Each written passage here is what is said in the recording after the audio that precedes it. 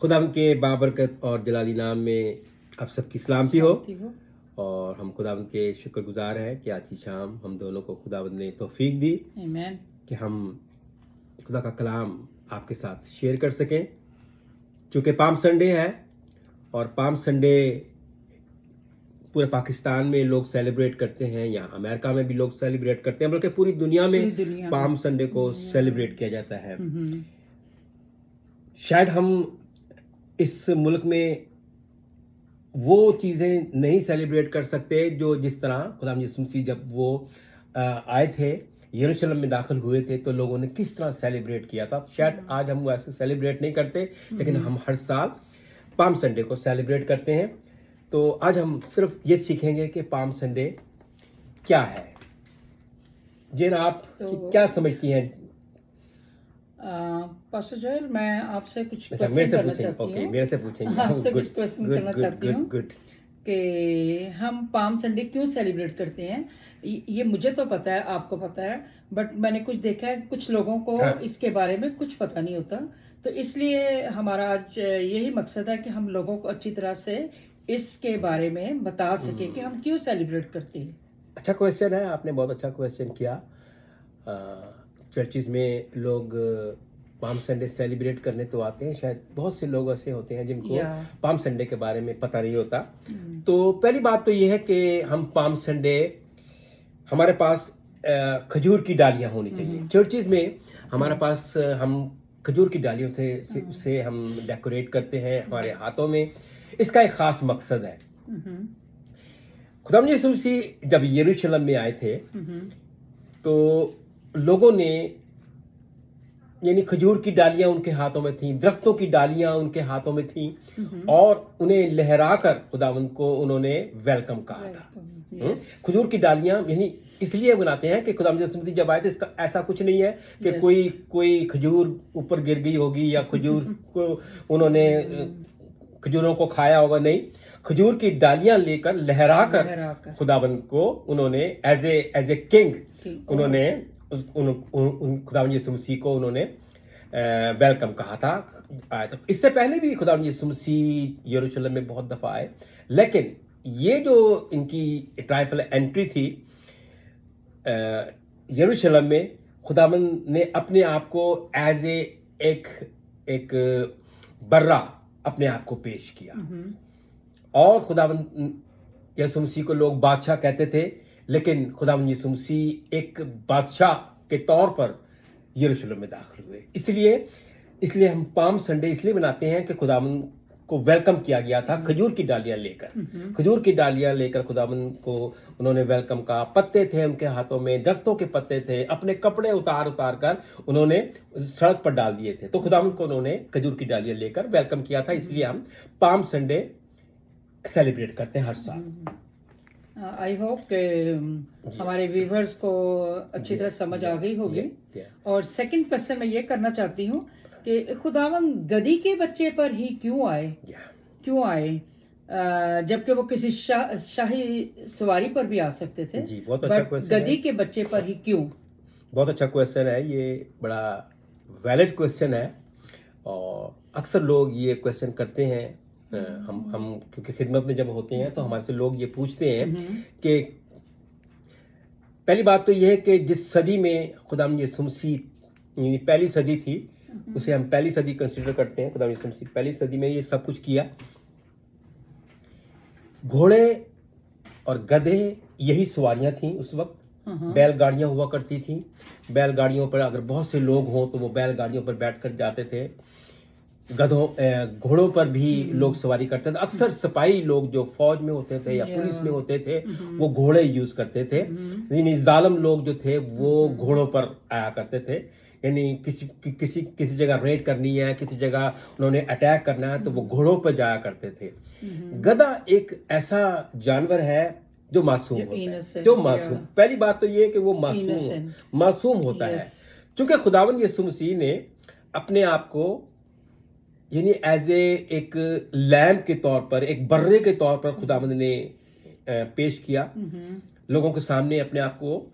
जब वो आए तो उन्होंने एक मासूम Yeah. गधा एक मासूम जानवर है, मासूम। गधा एक हलीम जानवर है। खुदावंद यीशु मसीह अपनी मिनिस्ट्री के आखिरी दिनों में यहाँ पर आए हैं।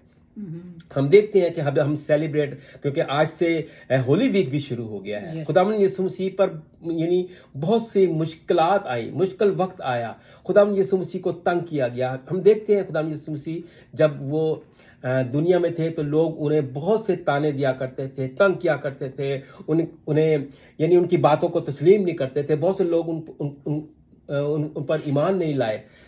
लेकिन खुदावंद यीशु मसीह अपने आखिरी दिनों में, यानी आखिरी वीक जिसे हम होली वीक के तौर पर हम सेलिब्रेट करते हैं, आज से होली वीक भी शुरू हो जाएगा और आगे चल के हम देखेंगे कि खुदावंद पर किस तरह से मुश्किलात आई, मुश्किल वक्त आया।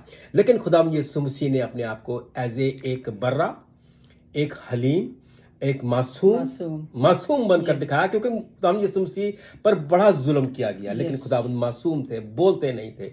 इसलिए खुदावंद यीशु मसीह ने एक गधी के बच्चे को सेलेक्ट किया, चूज किया कि मैं इस पर बैठ कर जाऊंगा।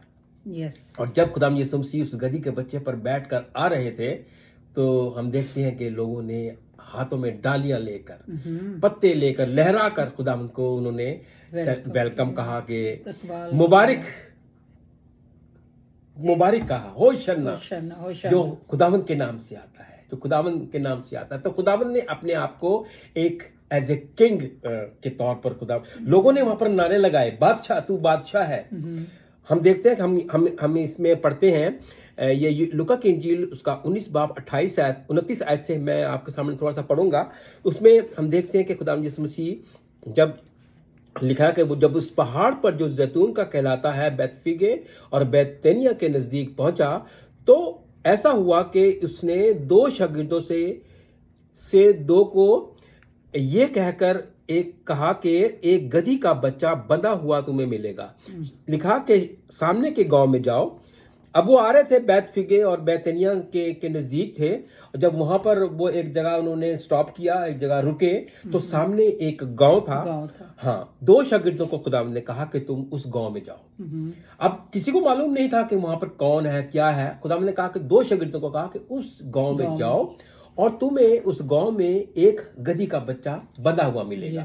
सो ये सब खुदावंद का एक प्लान था कि वो किस तरीके से वो अपने आप को पेश करेंगे। सो शागिर्द जब उस गांव में जाते हैं तो ठीक उसी तरह जिस तरह खुदावंद ने उनको कहा कि एक गधी का बच्चा तुम्हें वहां पर बंधा हुआ मिलेगा। सो जब उन्होंने उस गधी के बच्चे को देखा तो जब खुदावंद ने उनको कहा था कि तुम उसको खोल लाओ मेरे लिए, वो बंधा हुआ होगा, तुम उसको मेरे लिए खोल के ले आओ।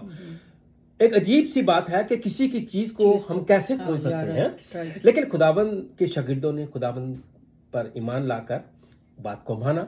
सबसे बड़ी बात यह है कि हम कितना खुदावंद की बात को मानते हैं। खुदावंद के शागिर्दों ने कोई उनसे सवाल नहीं किया कि उस्ताद हम कैसे बांध के लाए, वो तो किसी का है, वो हमें लाने कैसे देंगे।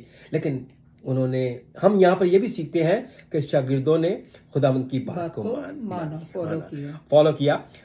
आज बहुत से लोग हैं जो खुदा को नहीं मानते, खुदा की बात को फॉलो नहीं। ये खुदा का कलाम है हमारे पास, इसमें बहुत से ऐसी बातें हैं जो हमें फॉलो करनी चाहिए। तो वो शागिर्द जाते हैं और जाकर देखते हैं कि वो गधी का बच्चा बंधा, और उसको उन्होंने खोला और वहां पर हम देखते हैं कि लिखा हुआ है कि खोल रहे थे तो उसके मालिक ने, जो उसका मालिक था, मालिक ने उनसे कहा कि इस बच्चा को क्यों खोलते हो। सिर्फ उसने इतनी बात की, क्यों खोल रहे हो, इसे जब क्यों खोलते हो। उन्होंने कहा खुदावंद को इसकी जरूरत है। तो उस शख्स ने, जो गधी का मालिक था, उसने कोई उनसे दूसरी बात नहीं की। कहा ठीक है, तो उसने जाने दिया, क्योंकि ये सारा खुदावंद की तरफ से एक इंतजाम था जो उसने अपने लिए कर रखा था। सो मेरे अजीजों, हमने ये सीखा कि खुदावंद की बात को मानना है। शागिर्दों ने खुदा की बात को मानना और जैसा खुदावंद ने कहा था वैसा ही उन्होंने पाया।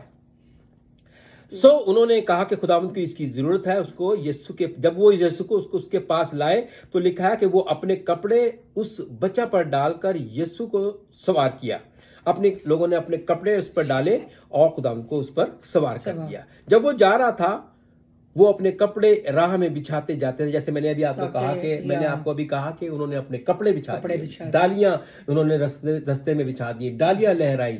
डालियां अरब कंट्री में यानी अगर बड़ा वार्म वेलकम बड़ा किया। वार्म वेलकम होता है। Warm welcome. जब कोई बादशाह या जब कोई बड़ा शख्स या। वहां से गुजरता था उस या। रोड से, तो लोग यानी डालियां लेकर ना उसका इस्तकबाल करते थे, उसको वेलकम करते थे। यस। तो डालियां वैसे भी जो जब जब कोई डाली हरी चीज लहराई जाती है वो एक अमन का निशान भी है। ठीक है, अमन का निशान है। जब नूह की कश्ती थी में जब उसने फाख्ता को छोड़ा था तो वो एक हरी पत्ती लेकर आई थी। हरी पत्ती का मतलब है कि एवरीथिंग इज ओके, सब कुछ अच्छा है। तो ये एक निशान है। तो खुदावंद यीशु मसीह को लोगों ने हरी पत्तियों से, हरी डालियों से, खजूर की डालियों से वेलकम किया था। अब लिखा है जब वो शहर के नजदीक जैतून के पहाड़ के उतार पर पहुंचा तो शागिर्दों की सारी जमात, जो शागिर्द उन सब मौजों के सबब से जो उन्होंने देखे थे, खुश होकर बुलंद आवाज से खुदा की हामद करने लगे।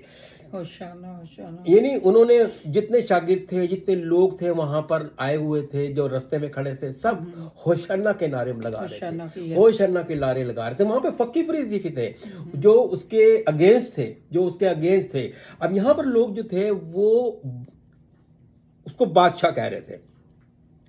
वो कह रहे थे कि बुलंद आवाज से खुदा की हमद करने लगे कि मुबारक है वो बादशाह जो खुदावंद के नाम से आता है। अब वहां पर जब इन्होंने कहा कि मुबारक है वो बादशाह, तो फकी फरीसियों ने कहा उसके पास आकर कि इनको मना कर कि ये तुझे बादशाह कह रहे हैं, इनको मना कर दे, तू बादशाह नहीं है, you are not a king. फरीसियों ने कहा कि you are not a king, you are not a Messiah, तू मसाया नहीं है, ये तुझे मसाया कह रहे हैं, ये तुझे बादशाह कह रहे हैं, ये तेरी तारीफ कर रहे हैं, इनको मना कर।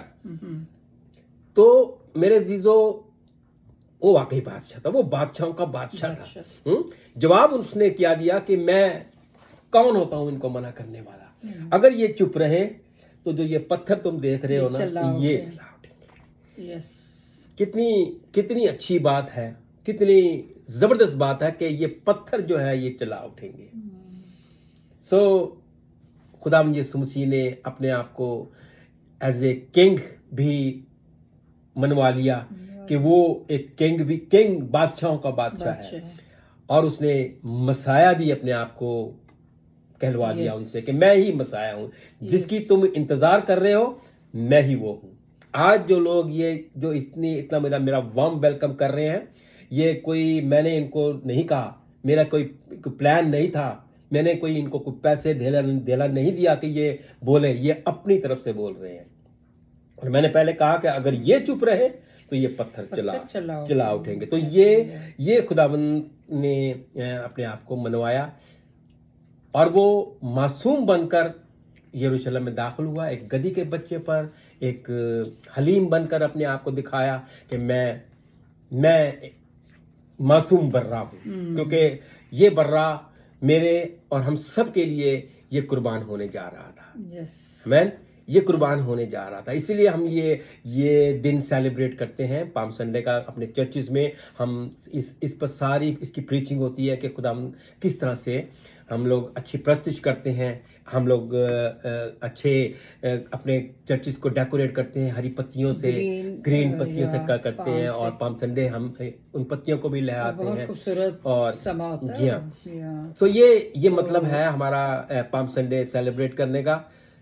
तो जी, आप कुछ दूसरा क्वेश्चन करना चाहते हैं? अच्छा एक्सप्लेन किया है, जरा थोड़ा लंबा हो गया। मैं क्या करूं, मेरे अंदर एक पास्टर की रूह है और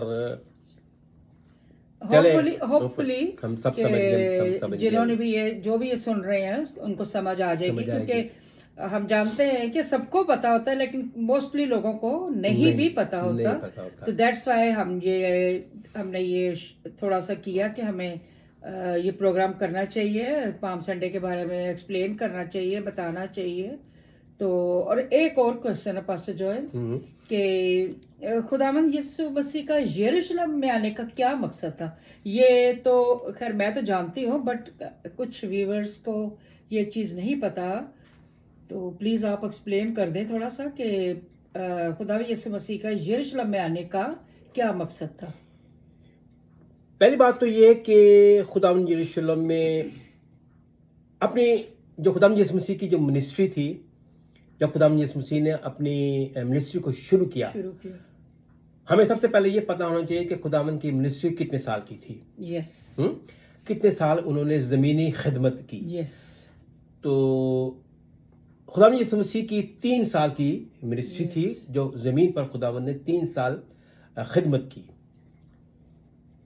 खुदावंद यीशु मसीह की उम्र जो थी वो 33 इयर्स थी। जब वो 30 साल के थे तो उन्होंने बाकायदा एक मिनिस्ट्री शुरू की। खुदावंद यीशु मसीह के ये यरूशलेम में आने का, यरूशलेम में जब वो आए हैं, इसलिए आए हैं कि वो अपने आखिरी अय्याम में थे।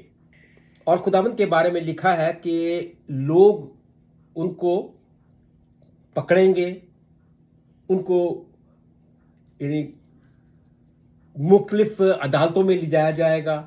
और ये वो वक्त था कि खुदावंद यीशु मसीह के पकड़वाए जाने का जो वक्त था वो नज़दीक था। ये लास्ट वीक आखिरी जो दिन थे, 7 अय्याम 8 अय्याम जितने भी थे, खुदावंद यीशु मसीह ने खुद अपने आप को पेश कर दिया। अब मैं हाजिर हूँ, मैं हाजिर हूँ, मैंने अपना काम तमाम कर लिया। खुदावंद ने जिस मकसद के लिए वो आए थे, वो हमारे लिए फिदिया देने के लिए, एक बर्रे के तौर पर। हाँ, यूहन्ना बपतिस्मा देने वाले ने जब खुदावंद यीशु मसीह उसके पास आए हैं तो खुदावंद यीशु मसीह के बारे में वो गवाही देता है, देखो वो खुदा का बर्रा जो दुनिया के गुनाह उठाए लिए जाता है। सो उसने हम सब के, पूरी दुनिया के गुनाह अपने ऊपर उठा लिए और अपने आप को पेश कर दिया। हम देखते हैं आगे चल के हम गाए बगाए पूरा वीक हम आपके साथ आएंगे, थोड़ा थोड़ा हम बताएंगे कि इस वीक में जो कुछ भी हुआ हम सब आपके साथ हम वो शेयर करेंगे। आज हमारा बैठने का मकसद सिर्फ यही है कि हम पाम संडे के बारे में। क्वेश्चन को रिपीट करो जी। पहला मकसद तो वही कि पाम संडे हम क्यों सेलिब्रेट करते हैं, और सेकंड क्वेश्चन था मेरा कि खुदा यीशु मसीह गधी के बच्चे पर ही क्यों आए। जी हाँ, ठीक है। और फोर्थ था कि खुदा यीशु मसीह यरूशलेम में क्यों आने का मकसद, ये यरूशलेम में आने का मकसद यरूशलेम में आने का मकसद ये था कि खुदावंद यीशु मसीह ने अपने आप को पेश करना था, ऐसे एक बर्रा अपने आप को पेश करना था, जो मासूम, जो हलीम, जो बर्दाश्त करने वाला। क्योंकि खुदावंद यीशु मसीह को जब उन्होंने पकड़ लिया था तो इतना मारा था कि हम उसका बयान नहीं कर सकते थे। वो जो कोड़ा था उसके साथ 2-2, 3-3 इंच के लंबे कील लगे होते हैं, जो जिसकी जो जिस्म पे पड़ता है तो वो वहां से फ्लैश को खींच लेता है, गोश्त को खींच लेता है। तो कितना मारा होगा। अभी वो जो 40 जो कोड़े उनको मारने थे ना, वो तो अभी लगे ही नहीं थे, उससे पहले ही उनको मार मार के उन्होंने अदमुआ कर दिया था। लेकिन खुदावंद यीशु मसीह लिखा कि वो मासूम बर्रे की तरह बोलते भी नहीं थे, खामोश थे। तो मेरे अजीजों, हमारा ये बैठने का आज मकसद था कि हमने पाम संडे क्यों सेलिब्रेट करना है, क्यों करते हैं, हर साल हम करते हैं। बताना यही चाहता हूं कि खुदावंद यीशु मसीह ना तो अब पाम संडे की तरह आएगा, ना वो सलीब पर है, ना वो कब्र में है। हम हर साल पाम संडे भी सेलिब्रेट करते हैं, हम गुड फ्राइडे भी सेलिब्रेट करते हैं, रेजरेक्शन भी हर साल हम सेलिब्रेट करते हैं। लेकिन खुदावंद यीशु मसीह ना तो कब्र में है, ना वो सलीब पर हैं, ना वो अब पाम संडे की तरह लोग आएंगे गधी के बच्चे पर बैठकर। अब वो आसमान पर हैं जो मुझे और आपको लेने आ रहे हैं। क्या आप तैयार हैं? हम हर साल सेलिब्रेट करते हैं, हम हर साल अच्छे कपड़े पहनकर पाम संडे सेलिब्रेट करते हैं। मेरे अजीजों, खुदा चाहता है कि हम उसके आने के लिए तैयार और बेदार रहें। खुदावंद आपको बरकत दे और खुदावंद आपको और आपके घराने को, हम दोनों जी, हम पूरे वीक में हम आप लोगों के छोटे छोटे मैसेज को मैसेज रोजाना हम आपके साथ या इस तरह छोटा सा, क्योंकि ये इस हमारे होली पास वीक के बारे में हम आपको थर्सडे तक बताते रहेंगे। हम आपको बताते मैं रहेंगे। क्वेश्चन करती रहूंगी, पास जोएल उनको बताते रहेंगे। तो मेरा ईमान है कि हम दोनों का ईमान है कि आप इस होली वीक को बाकायदगी से हमारे साथ इन टच रहे, इनको देखें और बहुत सी बरकतें आप लोगों को मिलेंगी इस होली वीक में। आमीन, आमीन। खुदावंद आपको बहुत बरकत बहुत बरकत देगा, दे। हमारा ईमान है। तो आप इस प्रोग्राम को जब भी देखें, इसको आप शेयर करें एक दूसरे के साथ, ताकि जिनको नहीं पता वो लोग भी देख सके। इवन यहाँ तक कि कुछ लोगों को यूट्यूब भी खोलना नहीं आता, तो आप एक्सप्लेन करके उनको बता सकते हैं कि ये प्रोग्राम देखो, ये होली वीक है, ये पाम संडे का बता रहे हैं, तो आप लोग इस प्रोग्राम को शेयर भी कर सकते हैं। जिस तरह जैन ने मेरे साथ आज क्वेश्चन किए हैं, आप भी क्वेश्चन कर सकते हैं, या आप लिख कर भी इस पे हमारे क्वेश्चन कर सकते यूट्यूब हैं। चैनल का नाम है गुड न्यूज, और इस गुड न्यूज पर आपको सारी इन्फॉर्मेशन मिल जाएंगी। अगर आप गुड न्यूज पर ही हमें कोई आपका क्वेश्चन है, हम आपके क्वेश्चन का जवाब भी देंगे। अगर मेरा फ़ोन नंबर आप लिखना चाहते हैं तो मेरा फ़ोन नंबर आप लिख लें 9292934799। I repeat 9292934799। मेरा व्हाट्सएप नंबर भी है, आप इस पर मेरे व्हाट्सएप पर आप कोई क्वेश्चन है आप कर सकते हैं, किसी भी बाइबल का कोई भी क्वेश्चन आप कर सकते हैं, और हम कोशिश करेंगे कि आपको उसका जवाब दें।